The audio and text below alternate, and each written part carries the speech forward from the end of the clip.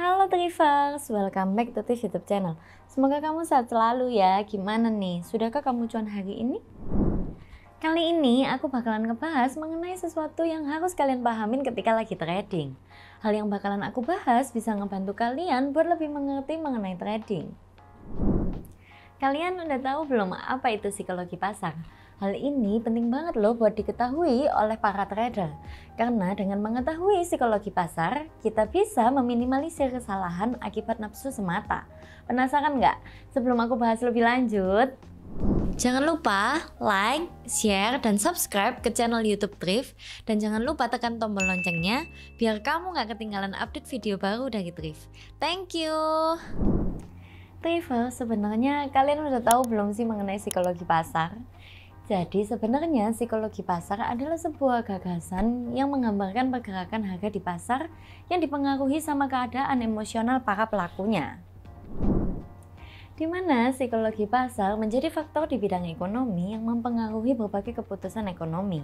Kalian percaya nggak sih kalau keadaan emosional itu bisa jadi salah satu faktor pendorong seseorang melakukan pengambilan keputusan?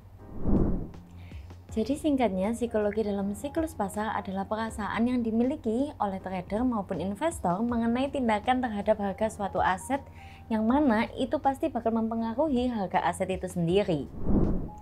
Ketika sentimen pasar sedang positif dan harga naik terus-menerus bisa dikatakan ada tren bullish, dan sebaliknya disebut bearish ketika sentimen pasar sedang negatif maka akan ada penurunan harga.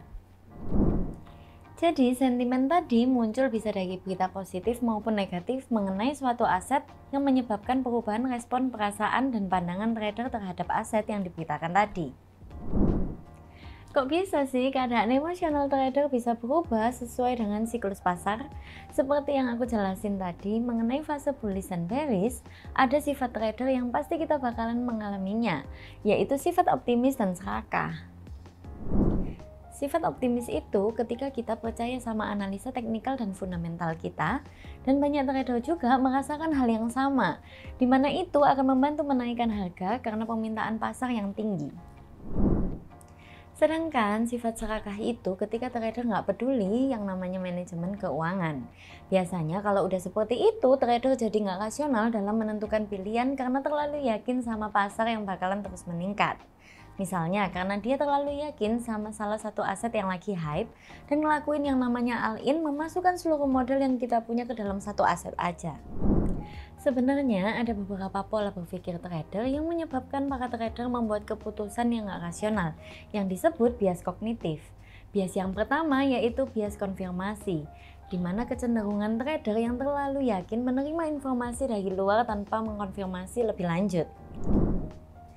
Contohnya dapat sinyal trading dari suatu grup, terus langsung dieksekusi tanpa analisa lebih lanjut.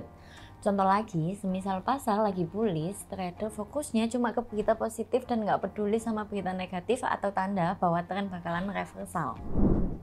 Kemudian ada pola takut rugi, di mana ini adalah sifat alami manusia yang lebih takut rugi besar daripada dapat keuntungan, bahkan jika keuntungannya lebih besar dari rugi. Bisa dibilang kalau kita rugi itu rasanya lebih sakit daripada ketika kita senang ketika lagi cuan. Ya nggak sih Trivers? Yang kayak gitu tadi yang menyebabkan trader kehilangan peluang bagus atau panic sell ketika market koreksi. Kemudian ada pola efek endowment, di mana ini adalah kecenderungan trader yang sombong menilai aset yang dimiliki punya nilai yang tinggi cuman karena mereka punya koin itu.